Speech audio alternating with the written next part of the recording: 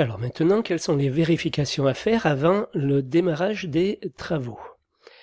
Donc avant d'engager les travaux, il est indispensable, pour éviter des procès longs et coûteux, de s'assurer du respect de diverses contraintes d'ordre technique, urbanistique ou administratif. Ces vérifications relèvent de la fonction de maîtrise d'ouvrage assistée par le maître d'œuvre. Donc déjà en ce qui concerne la libération des sols, en ce qui concerne la démolition et le déblaiement, pour permettre l'exécution des travaux, certains terrains doivent être préalablement débarrassés d'objets meubles ou d'immeubles dont la démolition est prévue. On peut envisager la conservation provisoire de certaines parties du bâtiment existant pour servir de salle de réunion, de bureau, d'installation sanitaire ou de magasin de stockage. Les conditions de démolition et de libération de l'emprise, en termes de délai et de coût, sont prévues dans les pièces du marché de travaux. En ce qui concerne la signalisation des ouvrages conservés, parfois des mesures de sécurité sont à prendre si le terrain conserve encore des puits, des carneaux de chaufferie, des bassins, des égouts anciens.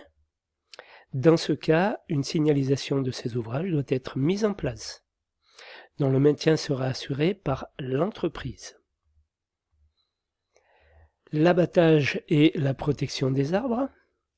La préparation du terrain peut également comprendre l'abattage d'arbres ou, s'ils doivent être conservés, leur marquage très visible et leur protection en raison de la présence ou du passage fréquent de matériel de chantier à proximité.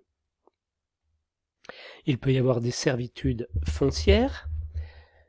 Donc, en ce qui concerne ces servitudes, il est indispensable de s'assurer du respect des droits des voisins, droit de vue, jour de souffrance. Donc, jour de souffrance, c'est une ouverture ou une fenêtre qui donne sur la propriété d'un voisin et qui ne peut être refusée par le voisin. Il peut y avoir des plantations, des servitudes établies. Donc, ce sont des servitudes établies par convention entre propriétaires.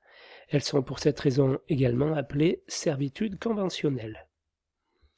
Il peut y avoir une mitoyenneté, un empiètement, des troubles de voisinage. Le maître d'ouvrage se doit d'informer le maître d'œuvre et ensuite les entreprises de ce type de contraintes.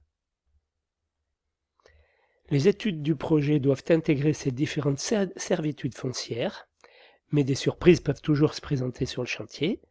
Des fondations qu'on n'imaginait pas, qui sont découvertes lors de terrassement. De plus, c'est souvent pendant l'exécution des travaux que les voisins se réveillent et réagissent et font valoir leurs droits.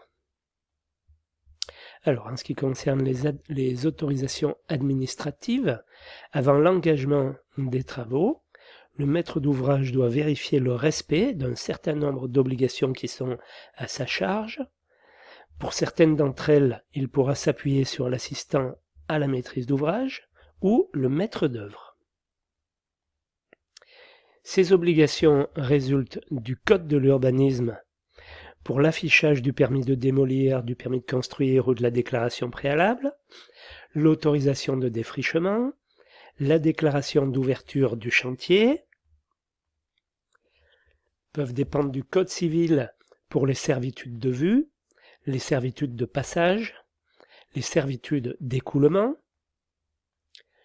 du Code du travail pour la desserte en voirie et le raccordement au réseau, les locaux destinés aux travailleurs de chantier, l'avis d'ouverture du chantier, l'AOC, qui fait partie d'un imprimé, avis d'ouverture d'un chantier du bâtiment ou des travaux publics, la déclaration d'intention de commencement de travaux, l'autorisation de travaux urgents. Les travaux effectués en urgence sont dispensés de déclaration de travaux et de DICT et font l'objet d'un avis de travaux urgents. Du Code de la voie routière pour effectuer des travaux sur les voies publiques.